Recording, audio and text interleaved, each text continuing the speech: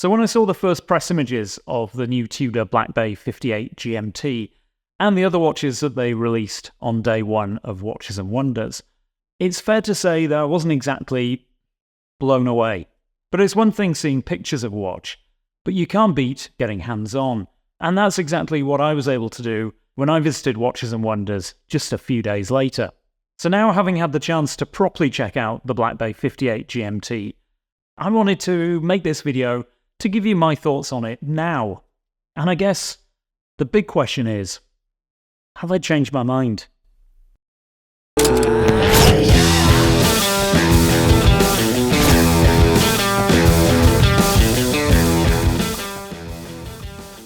Before we get into it, I just wanted to say a really big thank you to everyone who's subscribed to the channel in recent months.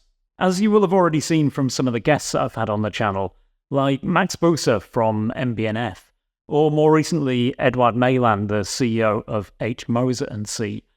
The bigger the channel gets, the more opportunities that I'll have to engage with brands and to bring you better content. So it really is a win-win for everyone. So if you're watching this and you haven't already subscribed to the channel, please hit that subscribe button now. Thank you. So Watches and Wonders 2024 was my first experience of the show. You could say that I popped my Watches and Wonders cherry in 2024. Nothing can really prepare you for just how big and lavish the show is. I mean, all of the brands have these huge stands, and I can't believe that they're just temporary structures that are put up for the week or so that the show is on, and then taken down again. My one really big regret was that I just didn't have enough time at the show.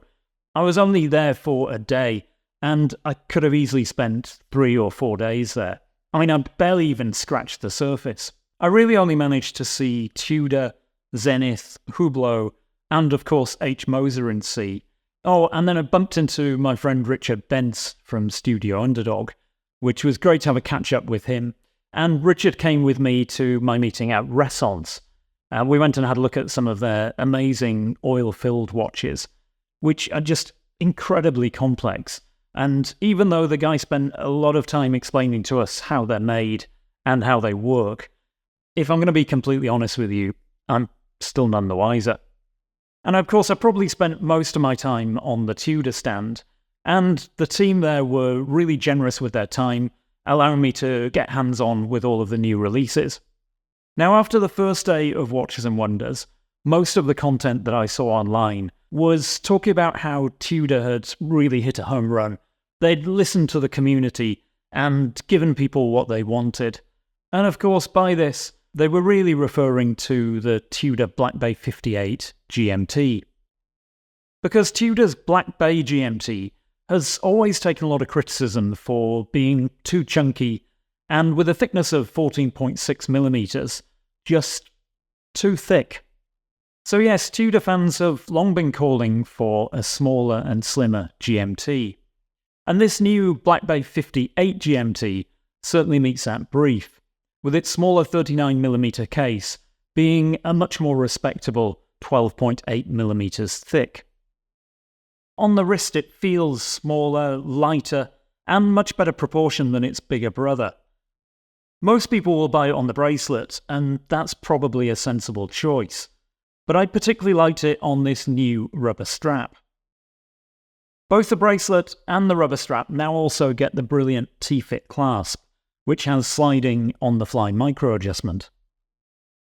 This new 58 GMT features the black and red Coke colourway on the bezel, instead of the blue and red Pepsi colours of the non-58 model. But the 58 also gets gilt accents on the dial, the hands, and the bezel markings. Now, I didn't much care for all of the gilt when I first saw this watch in pictures, and the truth is that after seeing the watch in the metal, I'm still not that keen on it. But it definitely didn't jar with me quite as much as I was expecting it to, and I don't really think that the pictures entirely do this watch justice. Now I can see why they've done it, because I think this watch calls back to the original Rolex GMT Master, the 6542 with the Bakelite bezel that was released in the late 1950s. Now the Black Bay 58 pays homage to the Tudor Submariner from 1958, which itself was based on the Rolex Submariner from that era. And so, if this new Black Bay 58 GMT is paying homage to the 6542, then the gilt accents make complete sense. But putting looks to one side, this new Black Bay 58 GMT, with its MT5450U movement, is not only a COSC-certified chronometer, but it's META-certified as well. And I think that's got to be a first for a watch that retails for under £4,000. So has this new Black Bay 58 GMT won me over? Well, yes and no. I mean, I definitely liked it more than I was expecting to. Will I be buying one? No. But that doesn't mean that you shouldn't. I mean, I've got the Black Bay Pro, and I don't really feel that I need another Tudor GMT in my collection.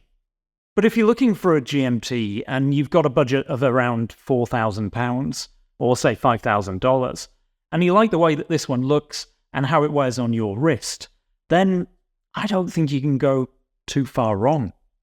You see, I think my initial disappointment with the Black Bay 58 GMT and Tudor's other releases for Watches and Wonders really came from a desire to see something new and more innovative, rather than more variations on core models. Something perhaps more like the new FXD cycling chronograph, released by Tudor just a couple of weeks after the show. This carbon case chronograph version of its fixed leg design has been developed in partnership with the Tudor Pro Cycling team, and in celebration of Tudor being the official timekeeper for the Giro d'Italia. But as ever, I'd love to know what you think, so do drop me a comment down below. Tell me if you've seen this Black Bay 58 GMT in the metal, and how you think it compares to the images. Tell me if you've bought one. If you've enjoyed this video, then please do give it a like. And guys, I'll see you on the next one.